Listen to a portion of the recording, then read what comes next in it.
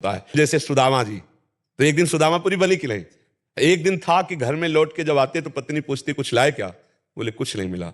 तो तुलसी दल जो भोग भी अर्पित करती वही 3-4 हिस्सों में करके जब कई दिन हो गए तो उन्होंने कहा कि हम तो जी सकती हैं, आप जी सकते हैं, लेकिन ये बच्चे नहीं जी सकते। कैसे? वो श्री कृष्ण श्री कृष्ण श्री कृष्ण श्री कृष्ण कृष्ण कृष्ण करते रहते हो ऐसा। तो एक दिन भगवान ऐसे प्रसाद पा रहे थे, भोगारोग रहे थे, तो ऐसे प्रथम कवर ही ऐसे करके ऐसे हो गए। तो रुक्मिणी जी ने कहा ये स्थिति आपकी तब होती जब कोई भक्त दुखी होता है। कौन भक्त दुखी? तो उनका मेरे एक मित्र हैं बचपन के सुदामा जी, कई दिन हो गए आज उनके घर में भोजन नहीं। बोले प्रभु आपका मित्र हो, भोजन नहीं, आप इशारा करो त्रिभुवन की राज्य लक्ष्मी, क्योंकि माँ लक्ष्मी का अवतार है रुक्मिणी जी। बोले इशारा तो तब करे ना जब उसके अंदर इच्छा हो, उसके अंदर इच्छा ही नहीं। तो रुक्मिणी जी ने कहा प्रभु अब हम नहीं सह सकती, आप जाओ और इच्छा जागृत करो।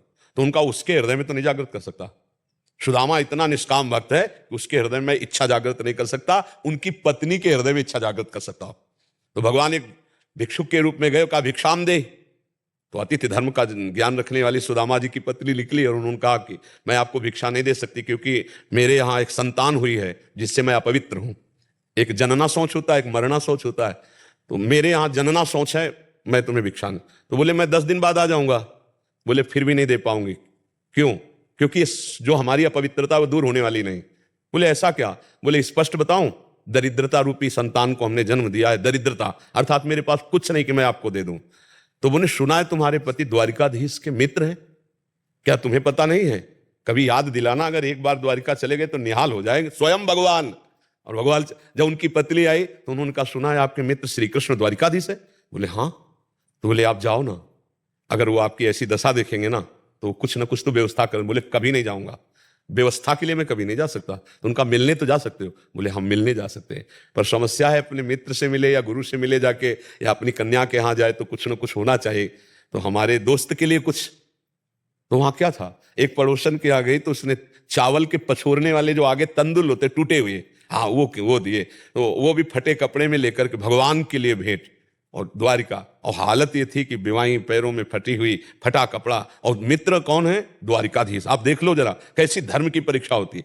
भगवान के कान में जे भी पड़ा कि सुदामा जी मिलने आए, तो ऐसे भागे कि पूछो मत।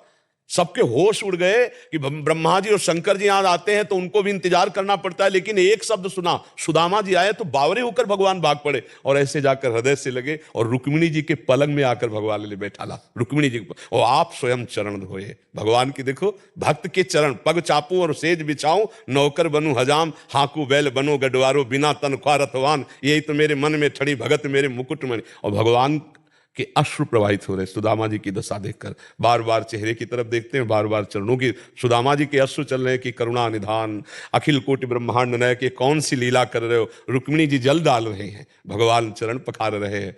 2-4 दिन आराम से रहे। सुदामा जी ने कहा प्रभु चले? बोले हाँ। सुदामा जी मन ही मन हंस रहे कि कह रही थी चले जाओ, कुछ व्यवस्था कर देंगे। हमारे श्री कृष्ण इतने निरपेक्ष है कि जानते इस दरिद्र ब्राह्मण को कुछ दे देंगे तो मेरा भजन भूल जाएगा, इसलिए कितने कृपालु है। अच्छा प्रभु, तो बोले जो ये कपड़े नए वाले हैं ना, इनको रख दो, नहीं रास्ते में कोई चोर परेशान करेगा, अपने पुराने पहन लो। सुदामा जी ने पहन लिया, बहुत कृपालु, उनको कोई निरपेक्ष है वो। भगवान ऐसे चल रहे लीला में, कहा इधर से चले जाना। सुदामा जी को लगा था कि 2-4 असरफियां होंगी तो 2-4-10 दिन के लिए अन्ना, इधर से चले जाना, जाके आप इधर से मुड़ जाना तो जल्दी पहुंच जाएंगे। बोले प्रभु आपकी कृपा, बिल्कुल सहज में पहुंच जाएंगे। मतलब कुछ नहीं दिया, कुछ नहीं। भगवान ने सुदामा जी को तंदुल निकाल नहीं रहे थे, जबरदस्ती छील कर पाए, और सुदामा जी को कुछ नहीं दिया प्रगट में। सुदामा जी बहुत प्रसन्न हो रहे हैं कि मेरे श्री कृष्ण परम कृपालु हैं, क्योंकि उन्होंने माया या कोई भोग इसलिए नहीं दिया कि हमारा चित्त प्रभु के सिवा कहीं न जाए। ऐसे मगन होते वहां पहुंचे तो दृष्टि गई कि हमारा नगर तो इसी क्षेत्र में था, ये तो पूरी द्वारिकापुरी है।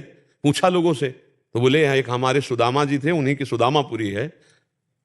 जब देखा पत्नी आरती करने आ रही है, जैसी द्वारिकापुरी वैसी सुदामापुरी की रचना हो गई। ये हर भक्त के जीवन में होता है, पर डिगना नहीं चाहिए, मतलब कमजोर नहीं पड़ना चाहिए। तो हम कह रहे हैं आज तुम्हारा समय कमजोर है, लेकिन आज का जो तुम बीजारोपण कर रहे हो धर्म का, भजन का, ये जब फलेगा तब आप निहाल हो जाओगे। इसलिए सबको हम ये शिक्षा दे रहे हैं कि कभी घबराओ मत, आज की परिस्थिति देखकर टूटो मत, तुम्हारा मंगल निश्चित होगा। जी।